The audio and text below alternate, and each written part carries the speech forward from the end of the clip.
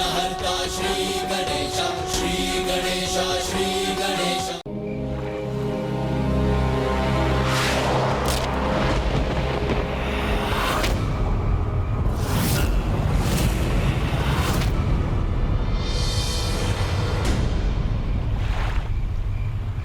जहां हो वहीं रहना। भागने का प्रयास किया तो प्रहार कर देंगे।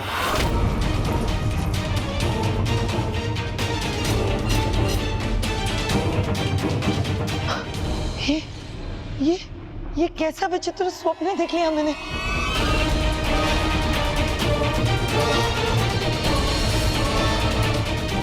इतनी रात हो गई, इन्हें तो आज रात्रि तक घर आ जाना चाहिए था, तो फिर इन्हें आने में इतना विलंब क्यों हो रहा है? कहीं ये कोई विपदा में तो।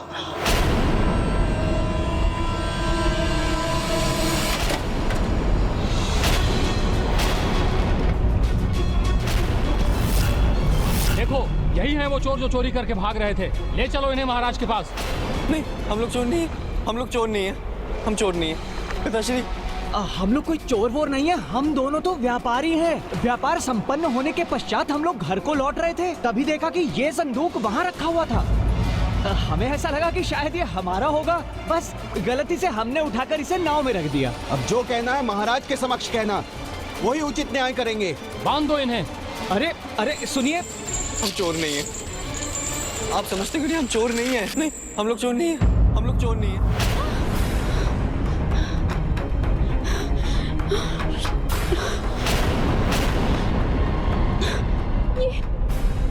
ये क्या देख लिया मैंने? पिताजी और स्वामी बेड़ियों में बंद।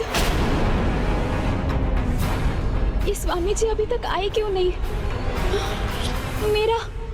मेरा मन बहुत व्याकुल हो रहा है। अरे कहाँ ले? हम कह रहे हैं हमने कुछ नहीं किया है। चलो। अरे छोड़िए। अरे हमने कुछ नहीं किया है। चलो चलो चलो। अरे सुनिए तो सही।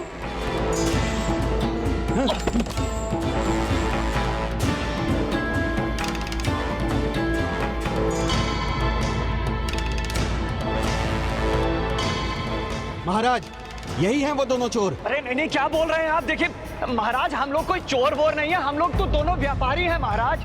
चोरी भला क्यों करेंगे महाराज? हमने कोई अपराध नहीं किया है। अवश्य ही आपके इन दोनों सैनिकों से भूल हुई है महाराज। नहीं महाराज, वो संदूक इनकी नौका से ही मिला था। जी महाराज, ये दोनों उसी नौका में चढ़ा रहे थे। यदि हमें थोड़ा सा भी विलंब होता तो ये दोनों संदूक के साथ निकल जाते। अरे नहीं नहीं महाराज, ये असत्य है।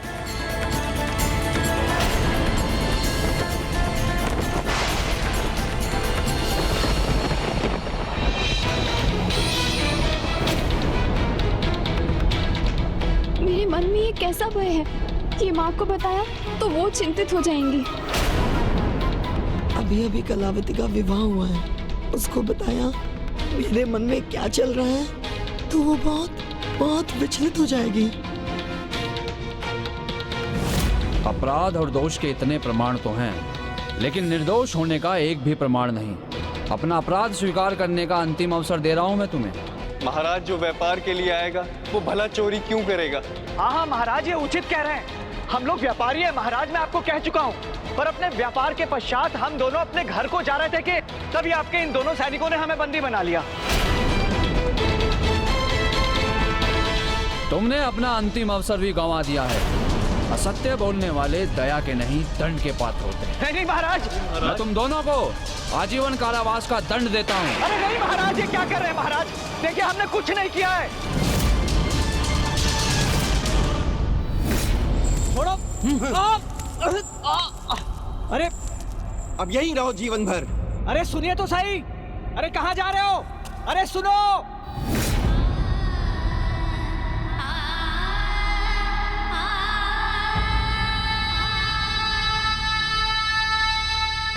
जो व्यक्ति स्वयं के वचनों का मान नहीं रखते, उन्हें स्वयं तो कष्टों का भागी बनना ही पड़ता है, किंतु उनके कर्मों का दुष्प्रभाव उनके परिवार, उनके आसपास के व्यक्तियों पर भी पड़ता है। जो दंड मुझे मिला उसका भागी भी था मैं। क्योंकि बार बार अपने स्वयं के लिए हुए संकल्प को, अपने वचनों को, अपने प्रण को टाल रहा था मैं, उससे मुकर रहा था।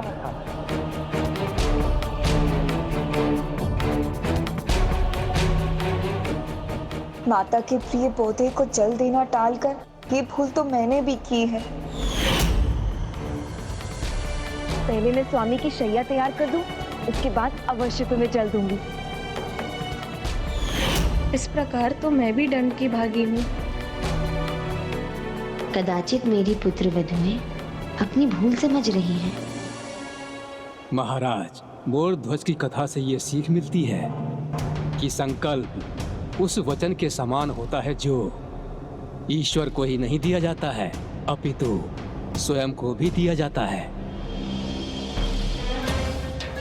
इसलिए कोई भी संकल्प लेने से पहले अपने निश्चय की दृढ़ता को आंक लेना चाहिए, क्योंकि वचनों की देवी हैं देवी सरस्वती, जो बार बार अपने वचनों पर स्थिर नहीं रहते हैं, उनसे ज्ञान की देवी रूठ जाती हैं। उनकी बुद्धि उन्हें पुनः विपरीत दिशा में जाने को प्रेरित करती है और उनसे भूल पर भूल होती जाती है। स्वामी,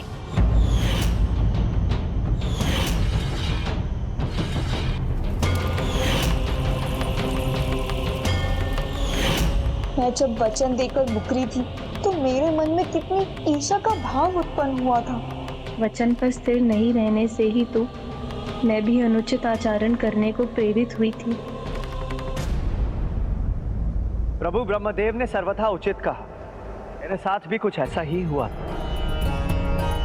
मैं जब भी विपरीत परिस्थिति में उलझता था तो अपनी चतुराई, अपने ज्ञान के बल पर उस परिस्थिति से बाहर निकल आता था। किंतु उस दिन मैं महाराज चंद्रकेतु को विश्वास दिलाने में असमर्थ रहा कि हम दोनों निर्दोष थे, और इसके बाद भी कारागार में जाने पर अपने निर्दोष होने का प्रमाण देने का एक और अवसर मांगने के स्थान पर मैं राजा को ही भला और बुरा कहने लगा।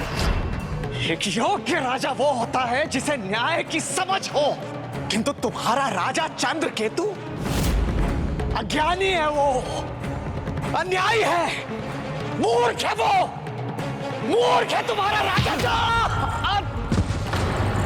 पिताजी,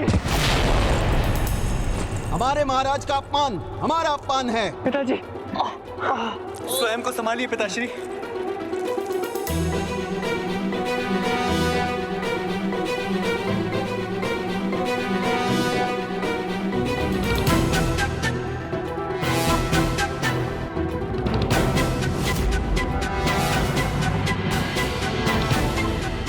कितने भी कष्ट दे दो, कितने भी कठोर कारावास में डाल दो, तो एक बात याद रखना, तुम लोग मेरी जिह्वा को बंदी नहीं बना सकते, नहीं बना सकते मेरी जिह्वा को बंदी तुम। जो राजा एक दोषी और निर्दोष व्यक्ति में भेद ना कर सके, वो कोई राजा है? ऐसे राजा को मूर्ख कहना कोई अपराध नहीं। सुन लो, कोई अपराध नहीं। अभी तो कलावती से विवाह ही हुआ था, अभी तो हमने अपना परिवार आरंभ किया था, और अभी सब बिखर गया सदा सदा के लिए। वाह, माँ और कलावती हमारी प्रतीक्षा में कितनी चिंतित होंगी। रोते रोते बुरी अवस्था में होंगी वो, और रोए भी क्यों ना, हमारे बिना वो कैसे जिएंगी? धन कहां से आएगा उनके पास?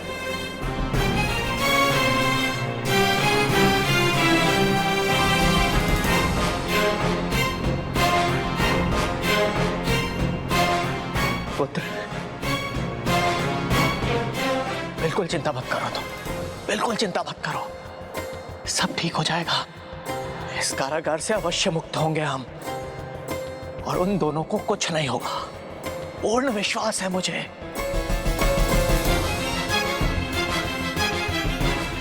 मैंने बहुत धन बचा के रखा है, और वो सारा का सारा धन लीलावती के पास है, उसे टूटे हुए संदूक में, जिसके ऊपर भगवान जी की मूर्ति रखी है।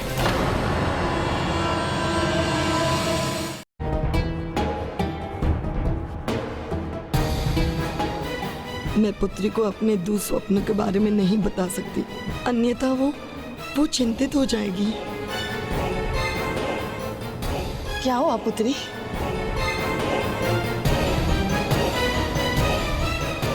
माँ छोटी छोटी बातों को लेकर चिंतित हो उठती है। उन्हें अपने दुस्वप्न की बात नहीं कह सकती मैं। शीघ्रता करो। हाँ, इन दोनों का ध्यान नहीं है, सब उठा लेते हैं।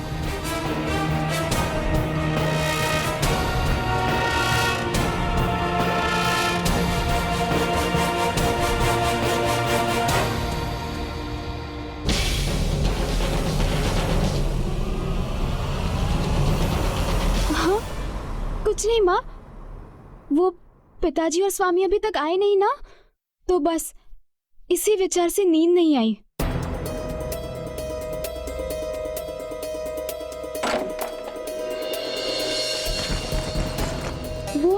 वो अवश्य मार्ग में हमारे लिए कोई विशेष लेने के लिए रुके होंगे, है ना माँ?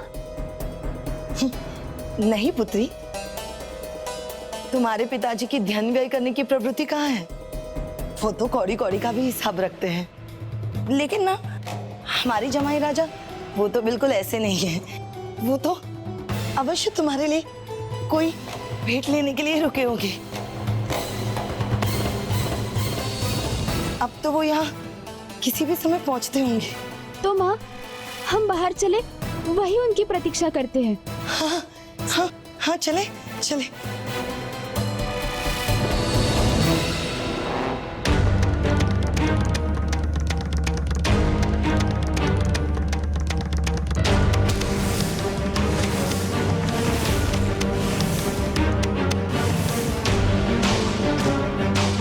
किंतु आपने ऐसे स्थान पर तो रखा है ना धन, जहां उन्हें मिल जाए। पुत्र, भला ग्रह स्वामिनी से आज तक कुछ छुप सका है? मुझे पूर्ण विश्वास है कलावती उस धन को अवश्य ही ढूंढ निकालेगी। बस उस धन का व्यय वो थोड़ा संभल कर करे। अधिक व्यय करने से धन संपत्ति कहां बची रहती है। धनवान को भी निर्धन होने में समय नहीं लगता है पुत्र।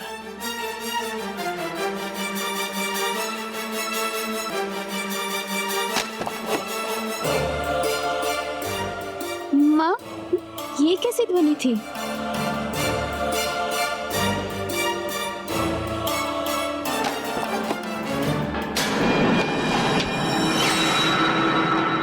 ये दोनों कौन है?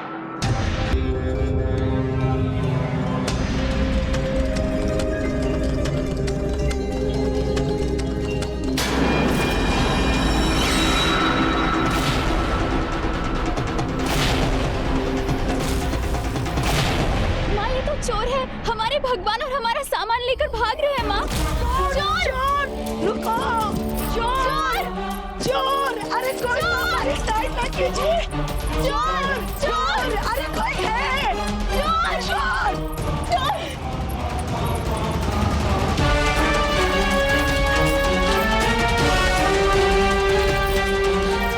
छोड़ो!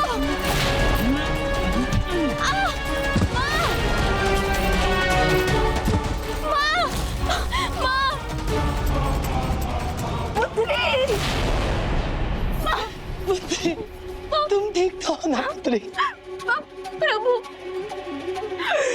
प्रभु, पुत्री, तुम्हारे पिता का सारा धन वो चोर लेकर गए।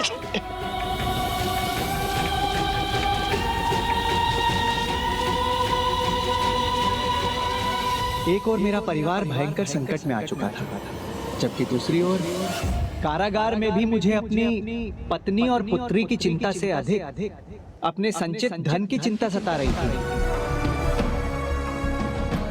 और ये मुझे ज्ञात नहीं था कि मैं वो सब कुछ खो चुका था।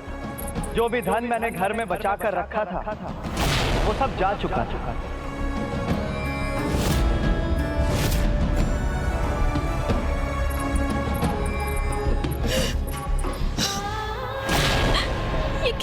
दुर्भाग्य है प्रभु।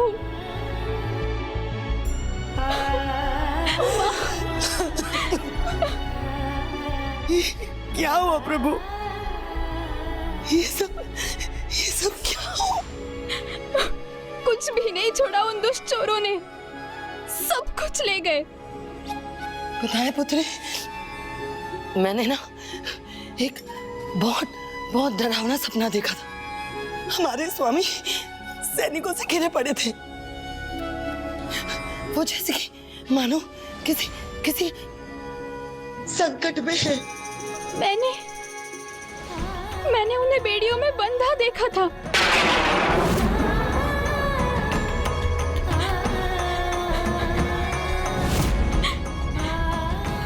ये सब क्या हो रहा है माँ? हमारा भाग्य हमसे क्यों इतना रूठा है? मैं नहीं जानती पुत्री, ये तो भगवान ही बता सकते हैं कि ये सब क्यों हो रहा है। कहीं हमसे कोई भूल तो नहीं हो गई ना?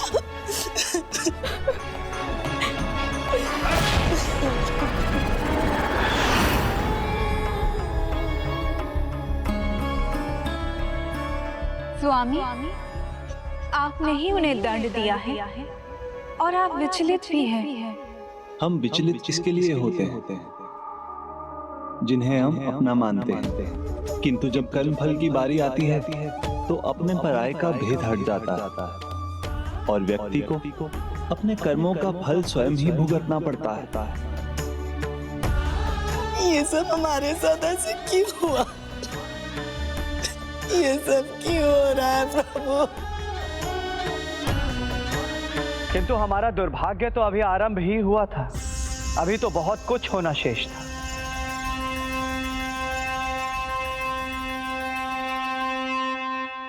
लो, भोजन कर लो।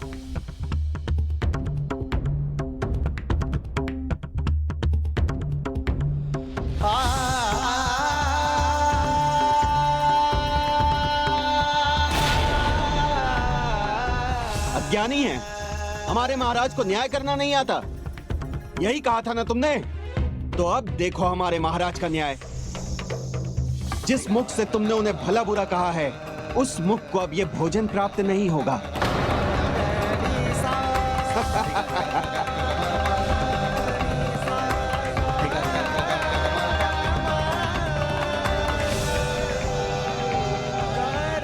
अरे भोजन दे दो, भोजन।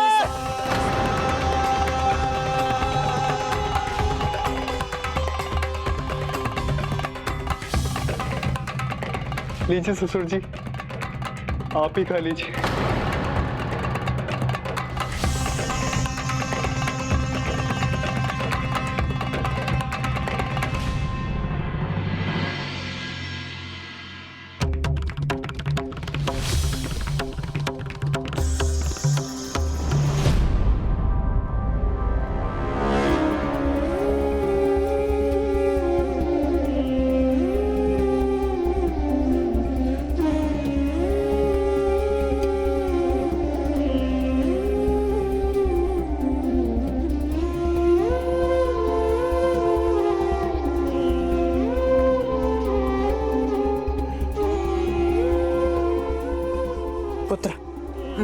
भोजन ग्रहण कर पुत्र। समृद्धि कुछ ही समय में विपत्ति में बदल गई और एक ओर हम कारागार में भोजन के लिए तरस रहे थे, वहीं दूसरी ओर कलावती और लीलावती मुक्त रहकर भी कष्टों से मुक्त नहीं थी।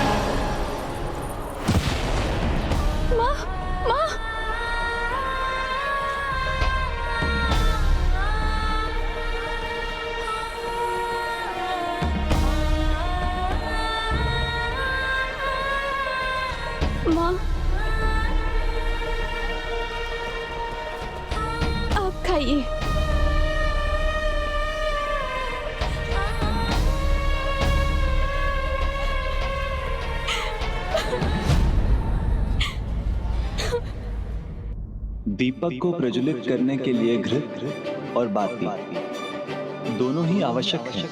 यदि एक भी कम पड़ जाए तो दीपक की लौ लड़खड़ाने लगती है। उसी प्रकार यदि परिवार का एक भी सदस्य भूल करता है तो उसके परिणाम का फल परिवार के प्रत्येक सदस्य को भुगतना पड़ता है। परिवार में मधुरता, समृद्धि और समरसता के लिए प्रत्येक सदस्य उत्तरदायी है।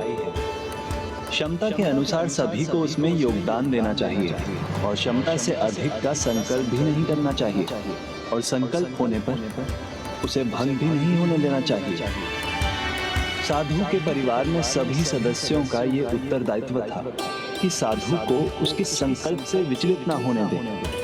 परिवार का कोई भी सदस्य उनके स्थान पर व्रत कर सकता था, किंतु दुर्भाग्य से किसी ने ऐसा नहीं किया। इसीलिए जब साधु अपने संकल्प में विफल हुआ तो उसके साथ उसका समस्त परिवार भी विफल हुआ।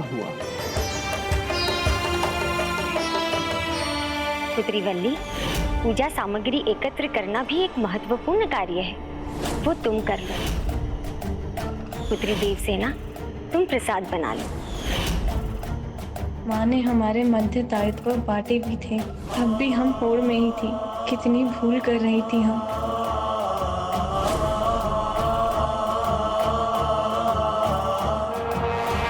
संपूर्ण परिवार अब अपार कष्ट भुगत रहा था।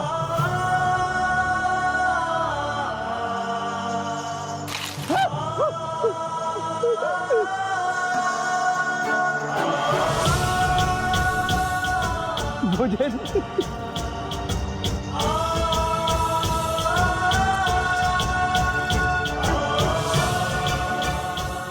भोजन है, भोजन।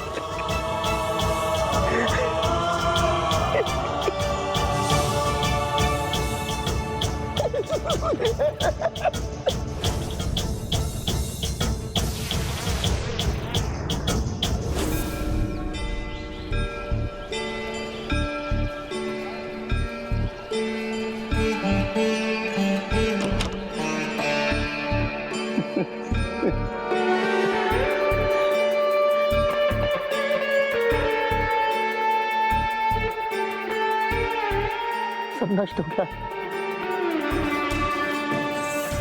सब कुछ नष्ट हो गया। मेरा व्यापार,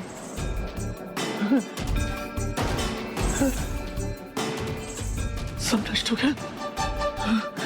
उस राजा ने सब नष्ट कर दिया, सब नष्ट हो गया, सब कुछ। छोड़ो मुझे, मत मारो मुझे।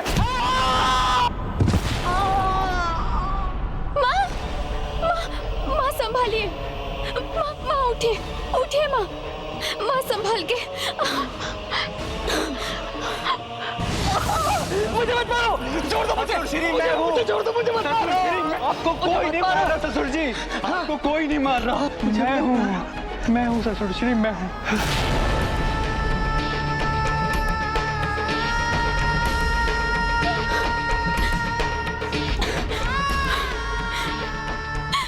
पता नहीं हमसे ऐसी क्या भूल हो गई है जिसके लिए हम इतना कठोर दंड भुगत रहे हैं। माँ,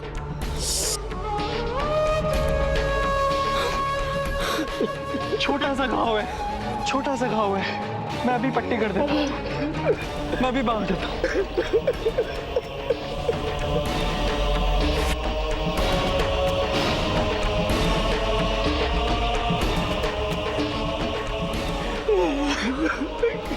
क्या हो गया?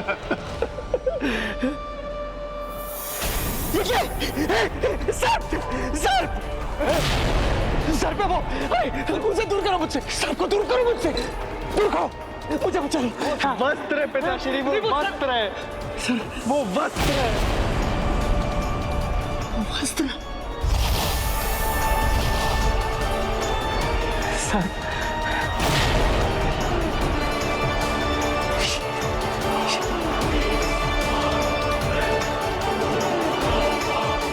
वो चोर पकड़ में आए जो हमारा सब कुछ चुरा कर ले गए। ना ही पिताजी और स्वामी का कोई समाचार मिला।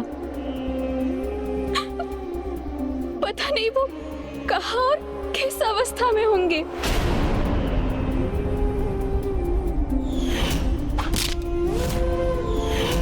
जो दो स्वप्न मैंने देखा था वो तो जैसे सत्य हो रहा है। अब अवश्य भूखी होंगी माँ। मैं भोजन जुटाने का कुछ प्रयास करूंगी माँ। हाँ, आप ध्यान रखिए।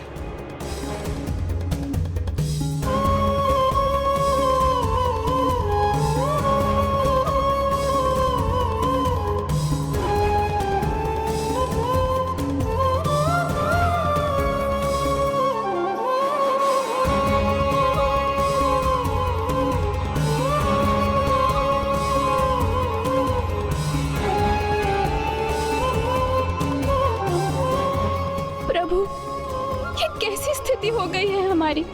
आप हमें भूल गए क्या?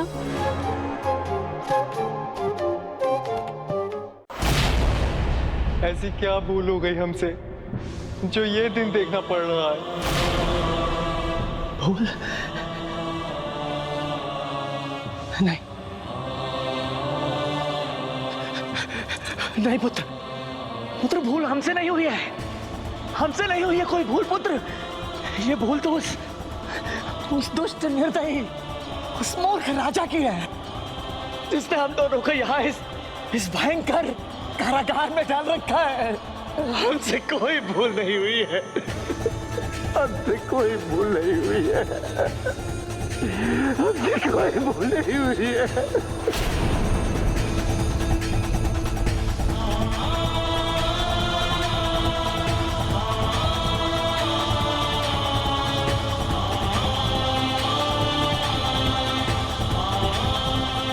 पुत्री, दिन ढले, अंधकार हो जाए उसके पहले लौट आना, नहीं तो मुझे और चिंता होगी।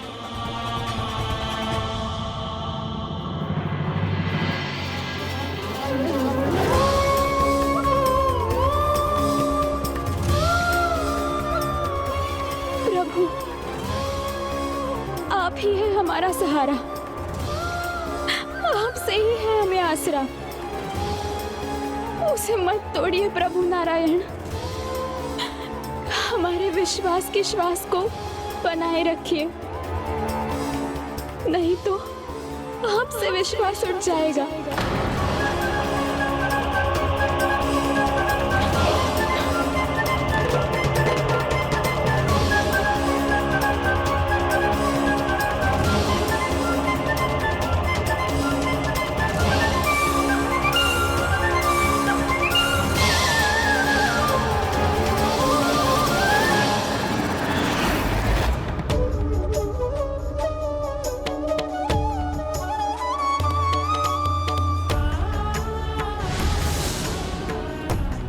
कोई है? कुछ खाने को दे दीजिए, कुछ तो खाने को दे।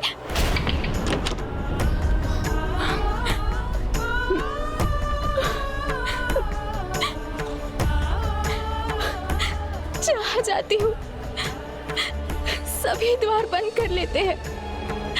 अब क्या करूं? माँ के लिए भोजन कहाँ से जुटाऊं?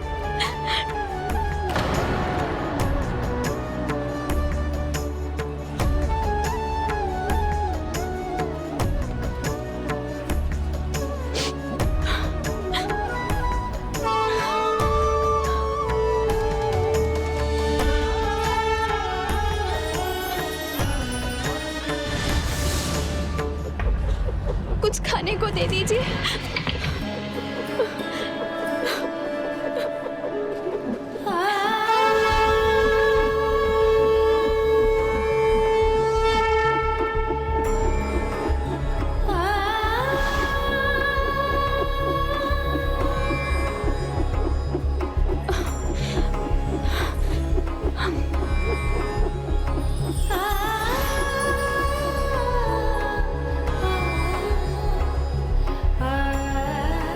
कुछ तो खाने को दे दीजिए, कुछ तो दे दीजिए।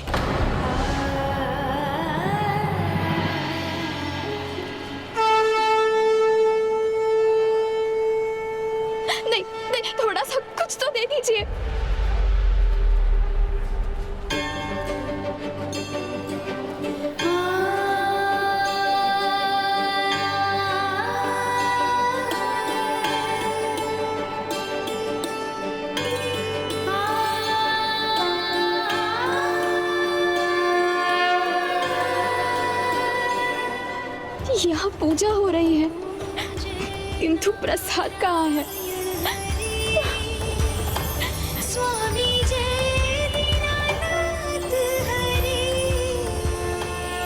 भक्त कितनी भी भूलें क्यों ना करे, परंतु ईश्वर कदापि उन्हें अपनी कृपा से वंचित नहीं करते।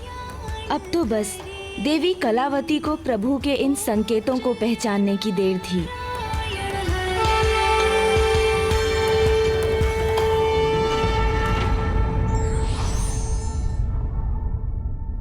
संकल्प लेकर उसकी उपेक्षा करना अपने अशुभ को आमंत्रण देना है।